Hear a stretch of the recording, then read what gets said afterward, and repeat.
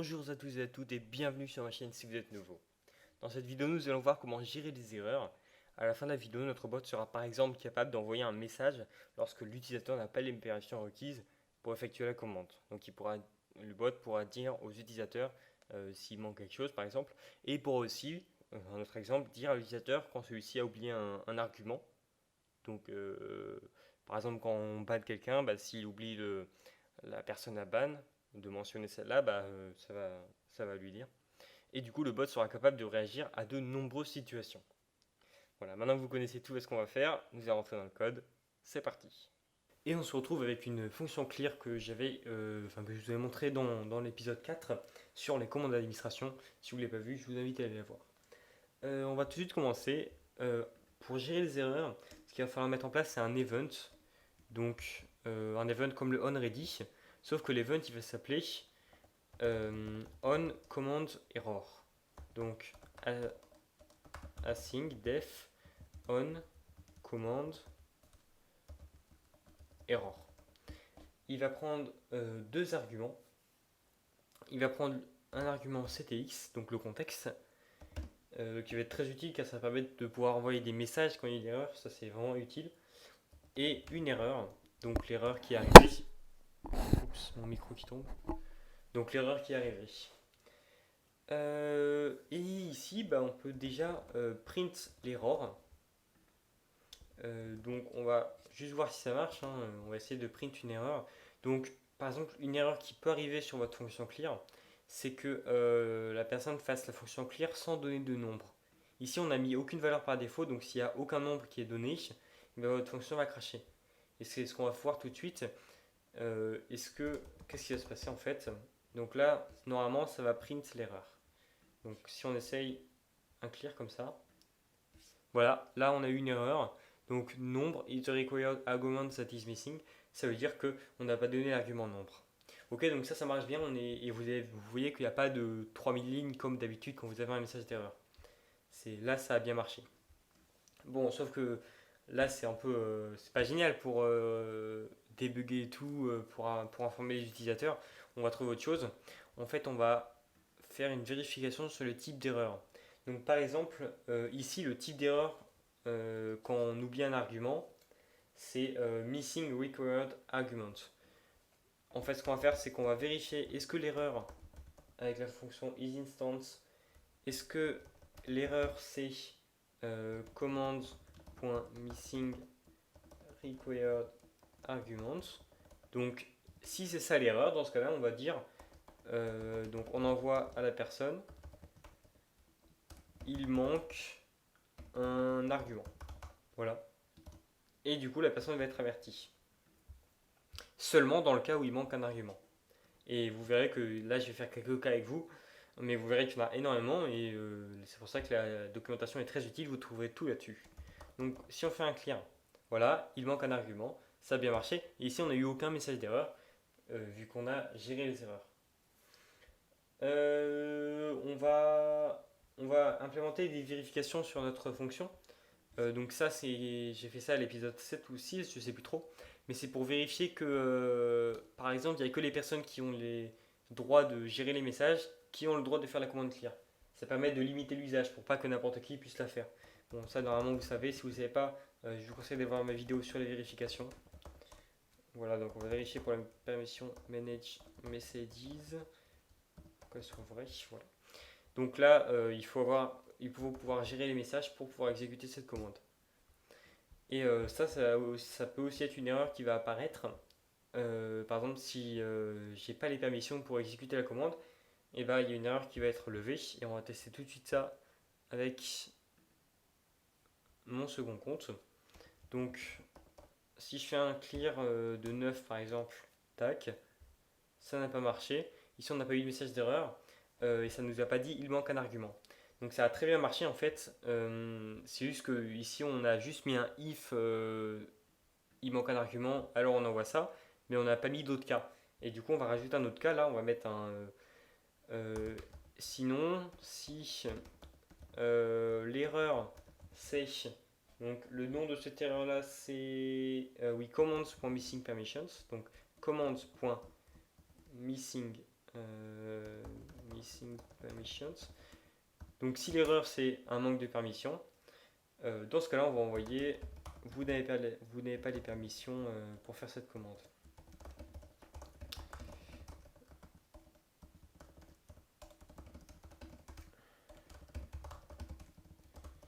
Voilà. Donc là si on réessaye maintenant.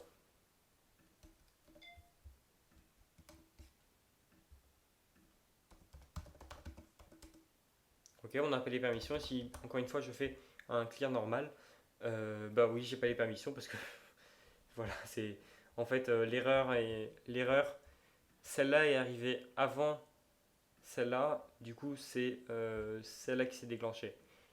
Mais maintenant, si j'ai les permissions et que je fais un clear comme ça, et bah ça va me dire il manque un argument. Voilà, donc ça permet de gérer plusieurs permissions, plusieurs erreurs différentes. J'ai mes mentions qui grimpent là depuis tout à l'heure. Mais je vais pas les voir, je suis en vidéo là. Donc la prochaine qu'on va faire c'est le check failure. Donc ça c'est pour les vérifications personnalisées. Donc là vous voyez par exemple que ici j'ai défini une permission spéciale gérer les messages. Alors je vais l'enlever 2 secondes et je vais mettre la permission. Donc je vais mettre un check, commands.check et là je vais créer une fonction. Qu'est-ce que je vais faire? Vous savez quoi? Je vais créer un autre channel et je vais vérifier que les commandes sont bien effectuées dessus. Donc, good, je vais appeler good channel. Voilà, ctx et on retourne ctx.message.channel.id et on va mettre celui-là. Donc voilà, donc là on va vérifier que le channel dans lequel la commande est effectuée c'est bien celui-là. Donc normalement si on relance là, on essaie dans ce salon là, donc clear 2, voilà ça ne marche pas. Là on n'a pas de code d'erreur.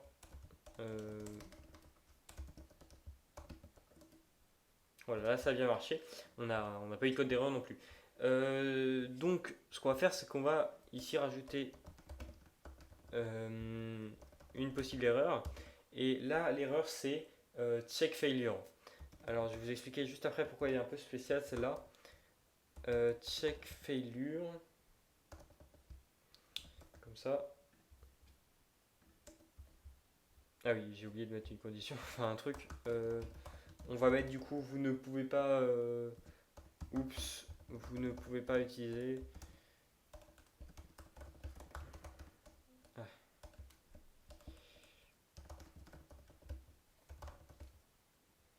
Cette commande. Alors après, vous pouvez définir vos propres erreurs avec les classes et faire vous-même vos erreurs pour savoir dans votre code. Bon, ça, si. Voilà. Faites ce que vous voulez, bien sûr. Donc, si je fais un clear 2 ici, voilà, je peux utiliser un clear ici. Par contre, ah oui, j'ai mis un S majuscule. Mais vous voyez que ça a marché parce que là, on est bien entré là-dedans. Bon, je vais relancer pour que vous voyez quand même. Mais du coup, ça a marché. Un clear ici, ça ne marchera pas. Voilà, ou vous ne pouvez pas utiliser cette commande. Alors la spécificité, oula, j'ai galéré. La spécificité de ça, c'est que un check, en fait, ça peut à la fois être un contrôle des permissions et les checks personnalisés. Ça veut dire que par exemple, si j'avais mis que celui-là et que j'enlevais ça ici, donc là en fait, c'est ça qui va se déclencher si je fais un truc où j'ai pas les permissions de gérer les messages. Je sais pas si c'est très clair. En fait, attendez, on va faire un test. Donc là, on va essayer ici du coup, ouais, clear 6. Normalement tout est ok, sauf que je ne vais pas utiliser de commande vu que je ne suis pas dans le salon commande. Et vous voyez que si je fais un clear 1 ici, bah oui, parce que. Ah oui, j'ai pas les messages. Je suis bête. J'ai pas les manage messages. Voilà, c'était ça le truc. Et donc vous voyez que là, on est bien entré dans le check failure. Donc ça veut dire que quand on n'a pas les permissions ou bien quand c'est un check, l'erreur est de type check failure. Par contre, quand on a les permissions, quand on n'a pas les permissions, l'erreur est de type missing permissions, mais quand il y a un check qui n'est pas valide, l'erreur n'est pas de type missing permissions. Ça veut dire que le has permissions là, il est à la fois un missing permissions et un check failure, alors que le check, il est seulement un check failure et pas un missing permissions. Voilà, j'espère que j'étais un peu clair. Sinon, essayez d'expérimenter un peu, je pense que vous comprendrez assez rapidement. On va réactiver nos deux ici. Et ce qu'on va faire, c'est qu'on va maintenant, ça va plus être centré sur cette commande là. On va faire un truc un peu plus général qu'on va mettre en haut d'ailleurs. Alors vous n'êtes pas obligé de mettre des elif, hein. Si vous voulez vous pouvez mettre des if, tout dépend si vous voulez afficher plusieurs messages d'erreur ou pas, enfin voilà, tout dépend de ce que vous voulez faire. Moi je vais faire un if simplement ici, je vais laisser un if ici. Donc si l'erreur là c'est que la commande n'a pas été trouvée, donc par exemple moi je vais faire la commande coucou et bizarrement bah, il n'y est pas, oui bon on n'affiche pas du coup on n'affiche plus les messages d'erreur mais elle n'y est pas la commande et bah, du coup il peut rien faire le bot. Et nous, on veut informer l'utilisateur que cette commande-là n'existe pas. Donc, pour ça, on va vérifier si le type d'erreur, c'est command not found. Alors, comme vous pouvez déjà constater, comme je vous l'ai dit tout à l'heure, il y a beaucoup de messages d'erreur de code différents. Et du coup, je vous mets en dessous le lien pour aller voir tous les messages d'erreur différents là, dans la documentation. On va envoyer... comment on écrit oui, avec plein de tocs. J'ai bien l'impression.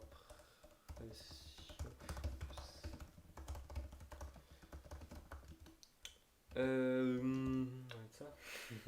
J'ai bien l'impression que cette commande n'existe pas. Et si on reste avec notre commande coucou qu'on n'a pas programmée dans le bot, normalement il va nous sortir ce message d'erreur là.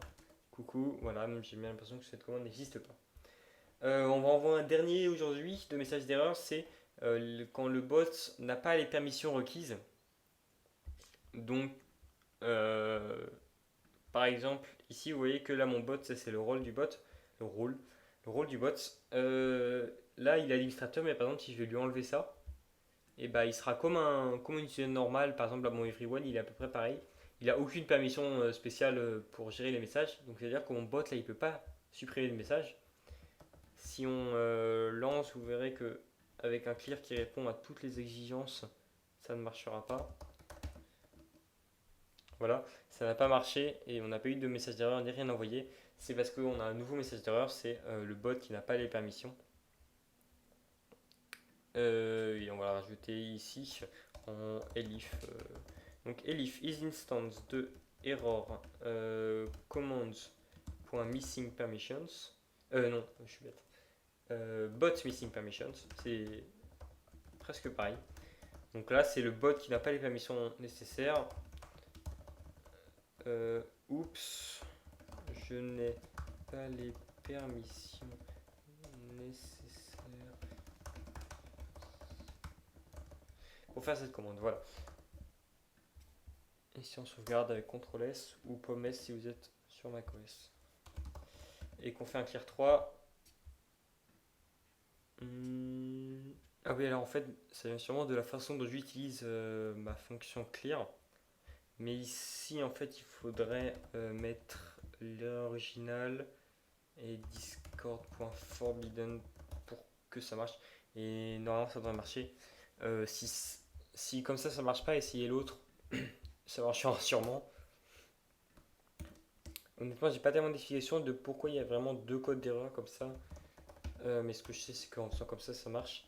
Oups, je n'ai pas les permissions nécessaires pour faire cette commande là. Donc ça a bien marché. Alors là, je vous ai montré comment faire ça de façon assez générale, du coup avec un event, le onCommandError, mais il est aussi possible de cibler la gestion des erreurs sur une commande en particulier. Donc là, mon exemple ne va pas faire tellement de sens. Vous savez quoi, je vais créer une autre commande. On va l'appeler coucou. Et elle va prendre un argument, du coup ça va être le nombre de fois qu'il va falloir dire coucou. Donc on va faire ça rapidement. Hein. For in range de nombres, tac, wait, coucou, voilà. Et du coup, cette fonction, elle va répéter le nombre de fois qu'on lui dit d'envoyer coucou. Ça, c'est une fonction basique. D'ailleurs, j'ai oublié le .commande. C'est une fonction basique, voilà. Et si vous avez bien suivi ce que j'ai dit avant, il peut y avoir quelques erreurs qui peuvent se générer. Par exemple, il peut y avoir l'erreur missing required argument. Donc là, par exemple, j'ai un argument qui est obligatoire, c'est nombre. Et si l'utilisateur ne le met pas, ça générera une erreur. Alors l'erreur de base, elle ira là, mais si on fait un coucou.error, en fait, ça va cibler la gestion de l'erreur sur ça. D'ailleurs, je crois qu'il n'y a pas de parenthèse. Il n'y a pas de parenthèse. Donc ça va cibler la gestion de l'erreur sur la commande coucou. Vous allez comprendre tout de suite. Donc on va là définir notre nom à nous. Donc on peut faire coucou error par exemple. Et ça va prendre les mêmes arguments que celle-là. Ça va prendre le CTX et l'erreur. Voilà. Et donc ça va se déclencher dès qu'on aura une erreur sur la commande coucou. Donc je peux faire if isInstance de error et commands point du coup là par exemple missing required argument, tac, et je peux mettre du coup là un message plus personnalisé au niveau de la commande.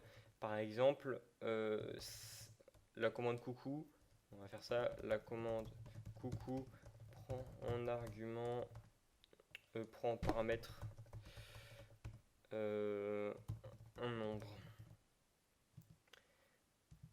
Et on va envoyer veuillez réessayer. Veuillez réessayer. Voilà. Et du coup maintenant si on lance notre bot.